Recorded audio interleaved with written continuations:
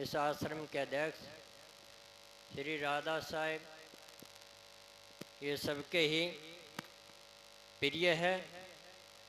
देखिए, वैसे तो सभी अपने सिरमस्तक के मोड़ हैं, लेकिन एक बगीचे में जैसे क्यारी में फूल लगाए जाते हैं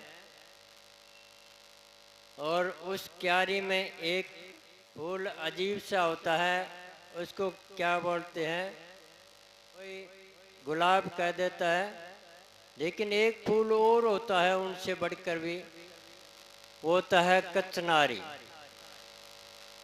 उसकी सुंदर अपरंपार होती है। वैसे राधा साहेब के है, सब संतों के ऐसे खिलते रहते हैं और क्यारी में एक अजब ही निराला फूल है। और अपने श्री सतगुरुदेव की शोभा चारों दिशाओं में फैलाने वाले, बढ़ाने वाले और उनसे परिचय कराने वाले यही एक माध्यम है कि आज से 2 वर्ष पहले हम नाम तक नहीं जानते थे कि राधा साहिब कहाँ रहते हैं, कौन आश्रम है और कौन जगह है। किसी वजह से हमारे गुरुस्थान में गए और वहाँ थोड़ा परिचय हुआ, लेकिन कोई वैसे वार्तालाप नहीं हुई, सिर्फ अर्श पर्श में देखने का ही एक मौका मिला। उसी वजह से थोड़ी हम तो उस बात को भूल गए, लेकिन इनके हृदय में कोई ऐसी वो बात रच गई कि हम मिले, तो किसी तो तरीका से ये वहाँ लाडुंदा पहुँच गए और फिर परिचय हुआ, तो अपने गुरुदेव का परिचय बताया, आश्रम का परिचय दिया और हमने उस बात को बड़ी खुशी और आनंद से हृदय में रचा ली कि ऐसे एक साध्वी संत होते हुए इतना भाव, इतना विचार और इतना खुला हृदय, इतना मन निर्मल और सबके प्रति प्रेम, शायद कोई साध्वी तो बहुत हमने देखी, लेकिन इतने विचारों वाला नहीं देखा। तो देखिए, इसको नारी रूप से मत देखिए, ये हमारे क्या है, सामल साहब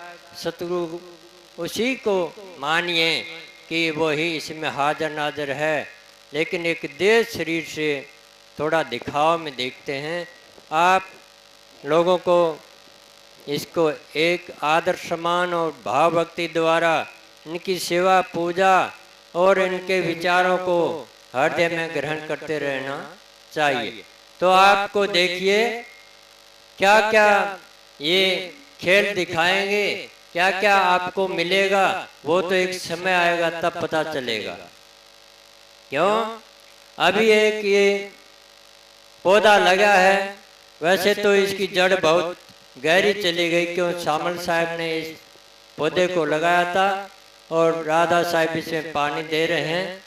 तो आप लोग भी इनके साथ साथ पानी देते रहो तो ये बगीचा हरा भरा रहेगा। कल हम शाम को आए तब साहेब ऐसे खड़ी, क्यों सेवक लोग गुरु पर निर्भय हो जाते हैं कि गुरु जी वो सब कुछ कर लेगा, हमें क्या जरूरत है। ऐसा नहीं, जरूरत हम सबको है। गुरु एक प्रेरक है, आपको चेताने वाले हैं, बताने वाले हैं, उनके इशारे पर आपको चलना ही होगा। कल आए तो हमें देखा कि क्या बात है, ऐसा माहौल फीका फीका कैसे लग रहा है। हम कभी 1-2 बार पहले आए तब तो फूल की तरह खिल रहे थे। फिर बोला नहीं नहीं, कोई ऐसी बात नहीं कि हमने अपने विचार में रख लिया, चलो कोई हो जाए, सब कुछ हो जाएगा। उस सतगुरु की मेहर एक पलक में हो जाती है। सुबह देखिए बादल बूंद आ रही, तो किसी ने मेरे को कहा कि साहिब कह रही है कि आज तो व्यस्त व्यस्त होने वाला दिख रहा है, कि थोड़ा बादल बुदल मगन कुछ नहीं होगा, और साहिब को ऐसे बोल दो अगर बारिश करवानी है तो जोर से करवा दे। तो फिर बोले नहीं नहीं ऐसा मत बोलो, बारिश हो ही जाएगी। वो फिर तो उसको कह दो रोक दो 3 घंटे 4 घंटे, और पूरी धूप निकल आए तो सत्संग आराम से कर लें। हाँ बोले ऐसा ही करेंगे।